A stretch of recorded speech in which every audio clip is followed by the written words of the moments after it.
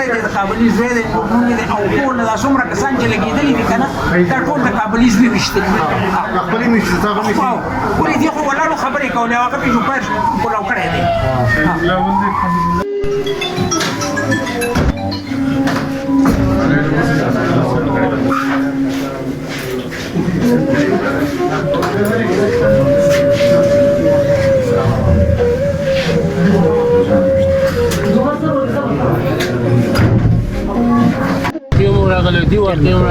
پسند ضرورت بولای د امیر بسم الله الرحمن الرحیم افسوسناک واقع ده جی اول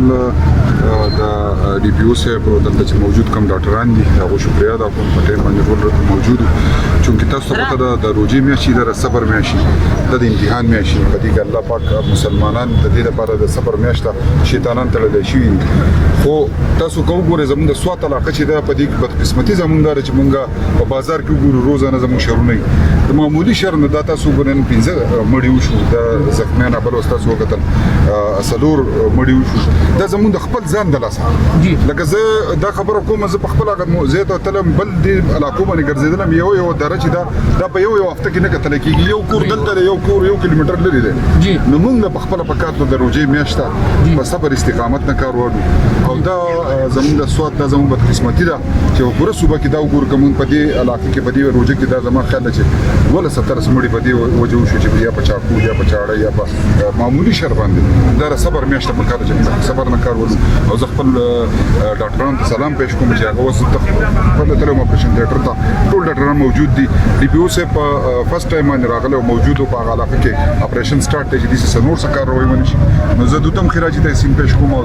سره سره ځلې نظامیت هم خراجي تحسین پېښ کوم چې په ټایم راغلی او ټول موږ په دې ټایم د صبر نه کار ولو د دې نه بار فردر کاروي چې دا به قانون مطابق کیږي ان شاء الله اف آی آر وشي دا مطابق کاروي سبب کې یو کم دریزه نه چې پاتې یو ماشوم نو پای کې څه گرفتار نشوي دی روډ بلاک او پای باور سره سره وړي بالکل دا د مول بدقسمتي دی د نمخ کې تاسو لیدو چې پکې چلور کسان دی وی فیملیز انکلودینګ فیمیلز دا وی انتهایی غټ نقصان او د فراش واقعا وی ډیډ باډیز روډ ته راوړې وي او هیڅ کومه اهم کامیابیان ملاو شوې ما سی وای د یو اکیوزډ نور پښه موږ گرفتاریان مکمل کړې او موږ پښه جاینټ انویسټیګیشن ټیم جوړ کړه د گرفتاریان خو ان شاء الله 100% هغه یو کیو څخه دی هغه باندې موږ ګوره فارمالیټیز پوره کړې دي او پوره ټیمونه هغه پسې دي بیا دا نن تاسو ولیدل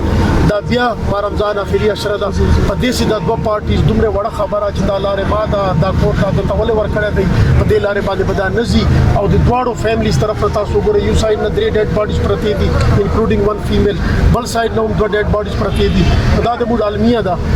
دینه د خدای موږ وساتي مننه جی